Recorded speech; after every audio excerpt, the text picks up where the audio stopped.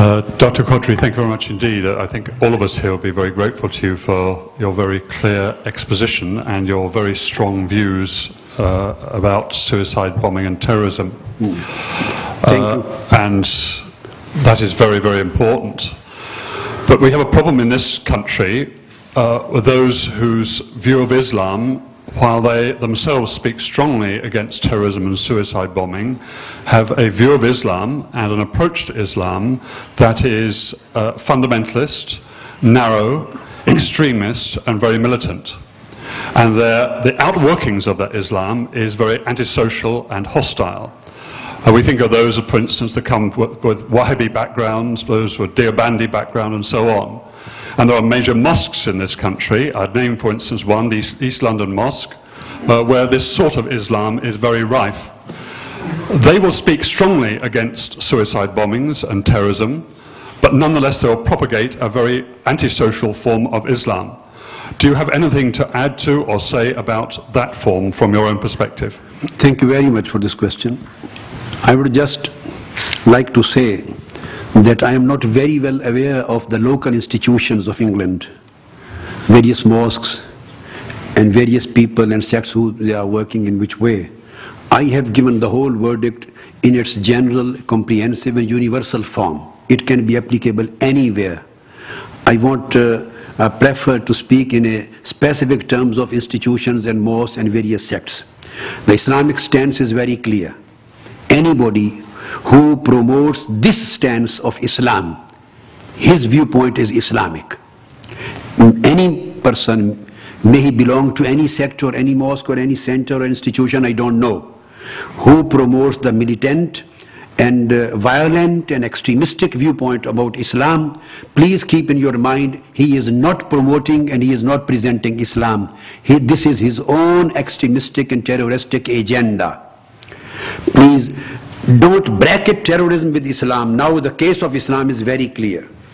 I will have a very sympathetic appeal and a request that if you please detach the word Islamic or Islam from terrorism, it will help in eliminating or demoralizing the terrorist people, because the terrorists are neither Islamic nor Jewish nor Christian. Terrorists have no religion. Unfortunately, they were born in Muslim families, but they have been misguided and detracked. So terrorism should remain terrorism and condemn. You say that Islam condemns terrorism. Islam says that terrorism is an act of kufr. It is outside the ambit of Islam. It is totally condemnable act. And if you totally disconnect the word Islam or Islamic from the terrorism and then condemn, I hope overwhelming majority of the Muslim Ummah would join their voices with your voice, as I have stated. So there is no Islamic terrorism. There is no Muslim terrorist. Whoever is terrorist, he is a non-Muslim. Whoever commits act of terrorism, he is committing an un-Islamic act, no link with Islam.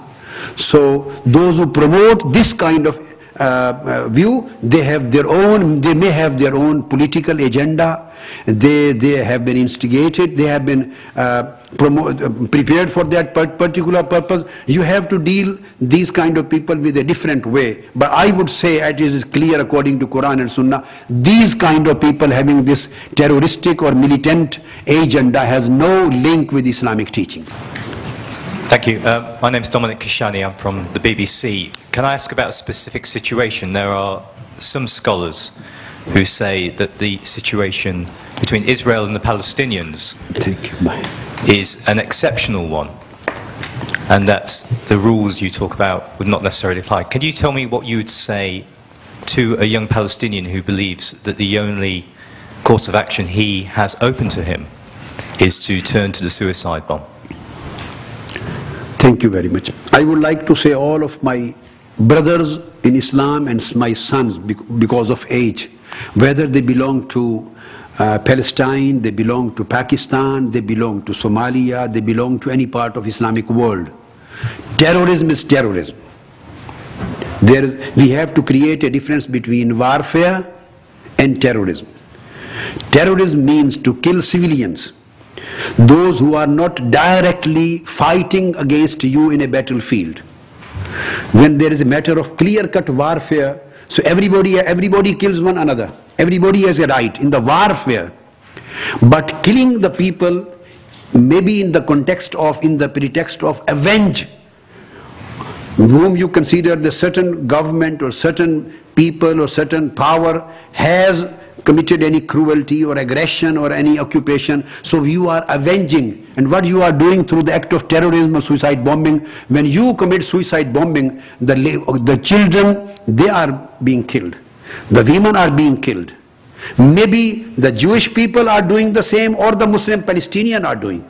Either the Pakistani people are doing, or any other people belonging to any community, irrespective. No, when you are doing suicide bombing, so see, Holy Prophet said, even during warfare, in the battlefield, when you are fighting with your enemy, you can't kill. This is a categorical declaration by Holy Prophet and all four orthodox caliphs, Abu Bakr, Umar, Usman and Ali. You cannot kill, even in the battlefield, the women.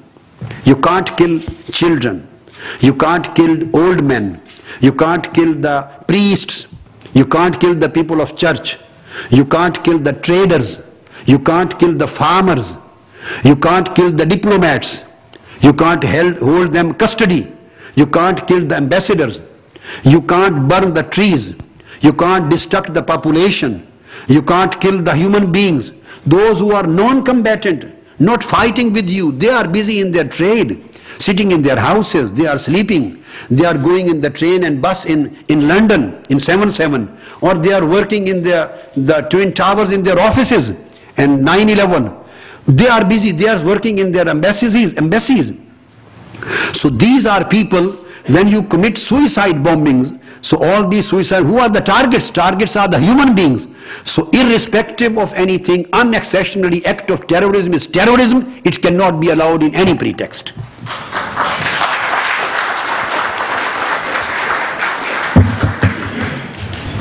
Thank you very much for your speech and your fatwa. I agree totally with you about Khawarij opinion, and the Khawarij of today are more extreme than the Khawarij of yesterday. But I'm a little bit puzzled of the fatwa of making the terrorist kafir. Because when we talk about Hadd al-Haraba, it's very clear in the Holy Quran that you cut their hands and legs from behind and you throw them outside the city. Also, I'm a little bit puzzled of the non-dialogue system. While the fifth Caliph, Umar ibn Abdul Aziz, sat down, the